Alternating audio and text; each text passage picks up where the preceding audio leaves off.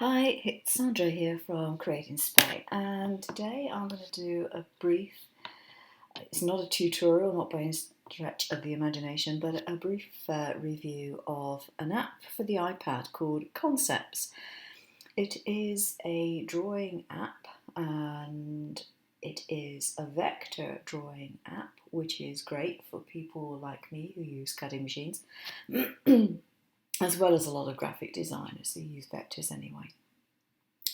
Now, the reason I didn't do this review last Sunday, which was my intention, was simply that they had released a beta form for testing. I tried to do the test on that, and unfortunately, there was a bit of a glitch with Apple, and things didn't go quite to plan, and it removed what is known as the Pro status. If you look at the little person up on the top left there, you see it's got Pro on there. And the reason that it has the Pro version there is simply because I paid for it. But there was a bit of a glitch and it temporarily removed the Pro status. And so I had to wait a few days before the next issue was released properly and I could get that sorted out and get back to normal.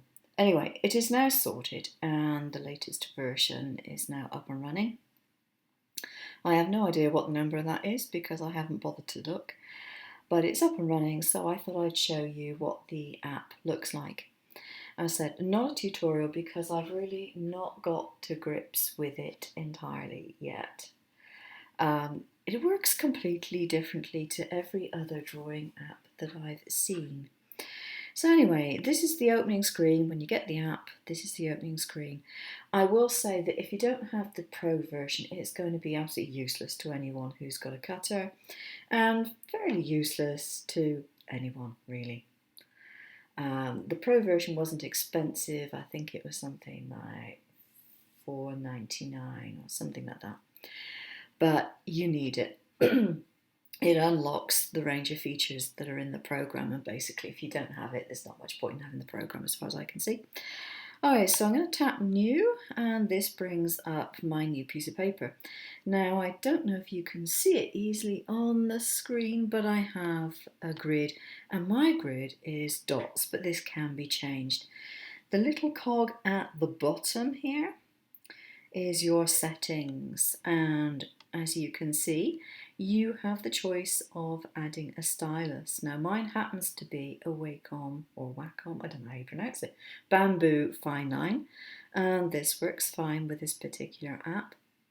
There are other ones that you can choose to sync in. But you have your paper colour, which can be anything from transparent to crumpled, lightweight, heavyweight, blueprint, a custom colour, and I've not bothered to alter, I've just got it on lightweight. Now the grid type, you can choose several different sorts. At the moment I have it on dot. I could have it on a 10 to 100 grid, or a 16 to 64 grid, or I can have it on isometric. If you have it on isometric, obviously you'll get this sort of diamond pattern. I think I'll change it to the 1664. Now there are two modes in this app. There is a normal mode and there is a precision mode. Now the precision mode gives you measurements and special drawing tools and things. Yeah, so you can choose to have this grid showing always or just in precision mode, or don't show the grid at all, up to you.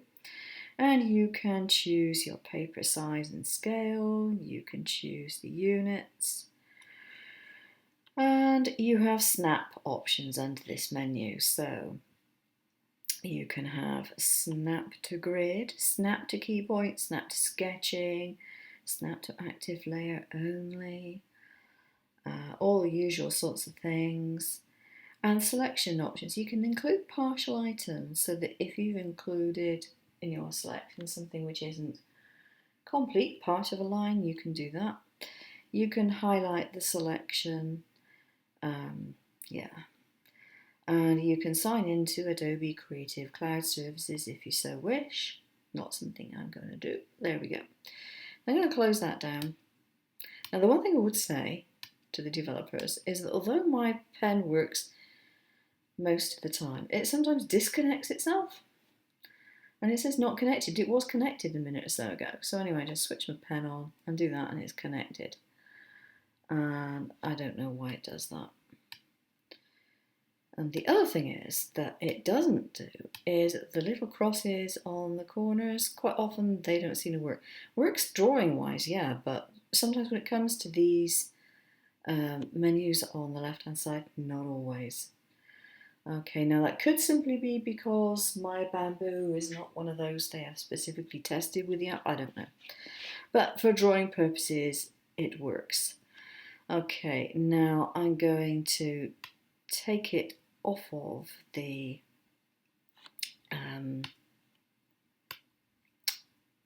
normal, sorry, take it, get my tongue out of a knot. I'm going to take it off of precision mode and put it in normal mode. And precision mode is the set of squares just down there. Okay, so I have my pad and it's ready for drawing, and I'm just going to quickly go through the menu for you. Okay, up on the top I have my choice of pen or whatever it is that I'm going to use. I've got fountain pens, dotted pens, wire, markers, pencil, eraser, those sorts of things. And it's just changed to eraser because, whoop, and it just tried to select things. Sometimes it can be a little oversensitive. Okay, now again, I've had to use my finger to go back to my selection. Okay, so if I choose a marker pen, for example, and I've got it in black, but I can change the colour. And if I tap on one of these colours, it will change the colour. One very nice feature, however, is that if I tap on this colour palette here, no, that wasn't what I meant it to do. Tap on the colour palette and it comes up with a colour wheel which is designed for Copic markers. So for all of you who have Copics, you're well set. I don't have Copics. I got something similar, but yeah, I don't have Copics.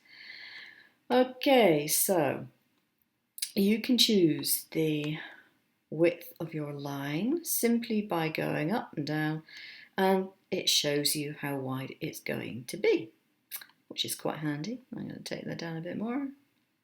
Yeah, there we go, that'll do fine. This one here is a function which was in the previous version, but they've updated the function.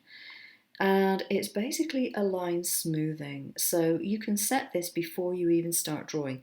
Before you had to draw, take your drawing, select it, and then change the smoothing on it. But you can select it to be 100%, so you're going to get it go to a straight line, or you can put it down so that it's not as smooth. The choice is yours, but it's a great function. And here we have the transparency or otherwise.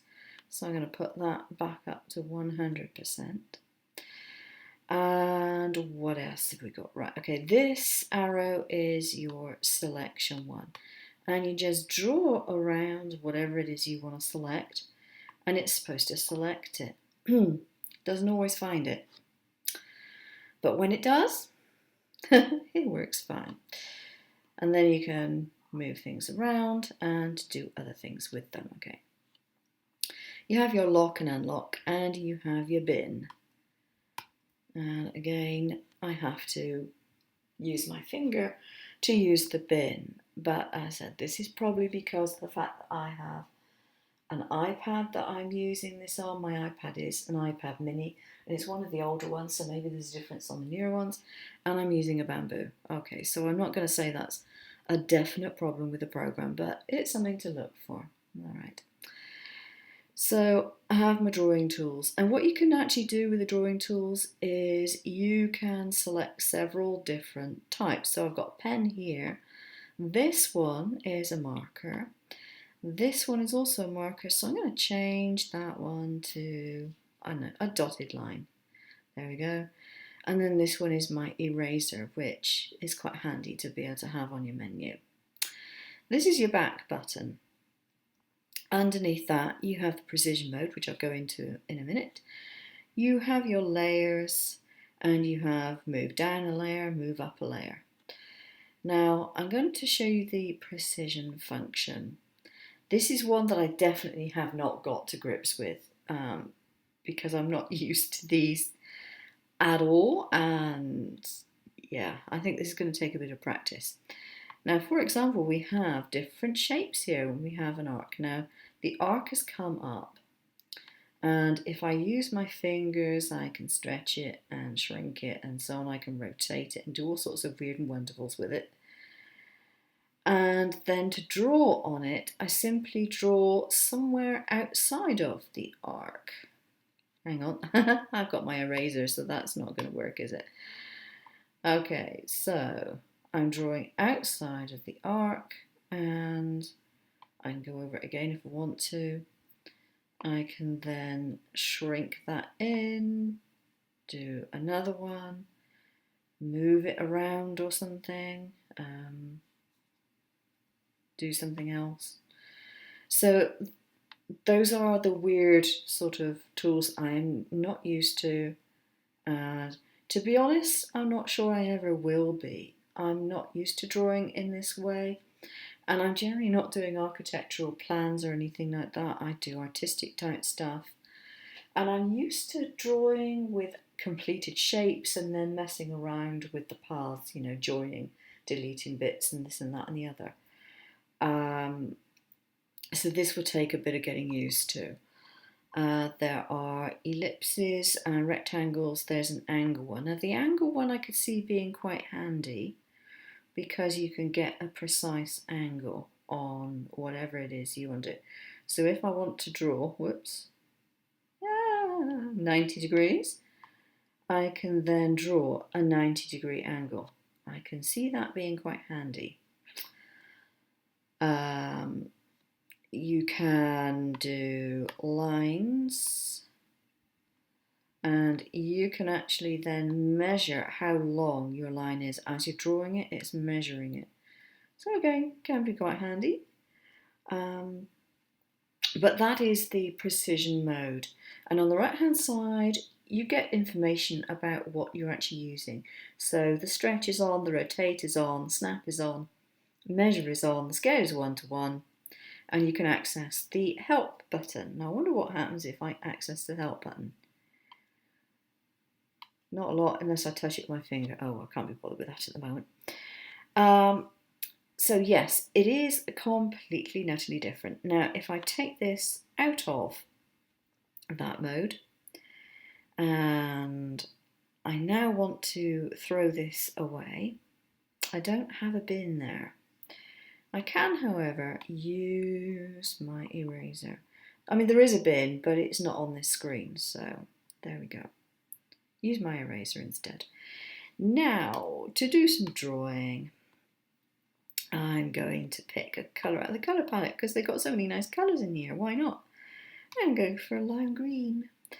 Okay, so I do a nice smiley face and do some hair. This is not a self-portrait, by the way. Okay, and I'm going to do, whoops, it thought I was trying to select something then and I wasn't. I was just trying to do silly little legs and feet. Right, so it works in the same way for drawing, but what you have to be aware of is that although, for example, I have these as thick lines and I am drawing as a vector, what it actually will draw is a thin line, a hairline if you like, along these shapes. You will not get the shapes of the hair and the eyes and things like that other than as a very fine line drawing.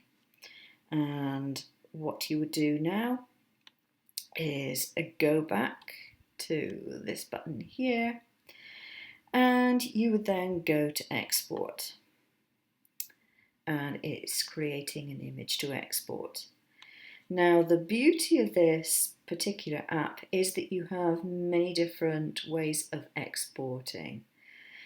There is a transparent PNG that you can use, a quick draft email, share via web link, copy to the clipboard. Make with Pinoco. I don't know about Pinoco, so can't comment on that one. I don't know what the filterless option means. I haven't investigated that. And you can export as an SVG, which is what I would normally use, or DXF, or even PSD layered if you so wish. And I am not one that uses PSD either. So yeah. But if you wanted to, you could. You can do the entire drawing, you can configure the size and stuff. You can do the paper and grid, and then you can export it and email it to yourself or put it into a cloud somewhere. Or if you have Adobe Illustrator, you can connect it with that. So yeah, as drawing apps go, it's quite innovative, I think. Would I use it easily for what I do? Possibly not. But I can see that it has potential. And maybe if I actually spent several hours playing with it and really working out how to use it and so on, I would be able to use it easily. However, so far that is not the case. And the trouble is, and this is a problem, is that I go from one graphic app to another graphic app to another graphic app because there are bits and pieces in lots of different graphic apps that I like. Some are on my laptop and some are on my iPad. And some work the same way. For example, let me see, iDraw, I don't have it yet, but iDraw has an app for the laptop and it also has an iPad version. So I could literally swap between one and the other and connect the two, and that would work really well. Maybe this works really well if you have something like Adobe. I don't use Adobe, so I really don't know the differences. But most of the design programs that I use, you use shapes, you don't use that precision version. You just use shapes and circles and this and that to draw. And this doesn't have it in the same way, it has it in the precision mode. For example, I can do an ellipse. If I draw around that, I get that shape, and if I stretch it out, then I get something different. It just works completely differently. So yes, I think it is probably a very good app. Probably not a very good app for me. But if this is the sort of thing that you do, if you think you fancy all the two-finger grippy stuff and things, which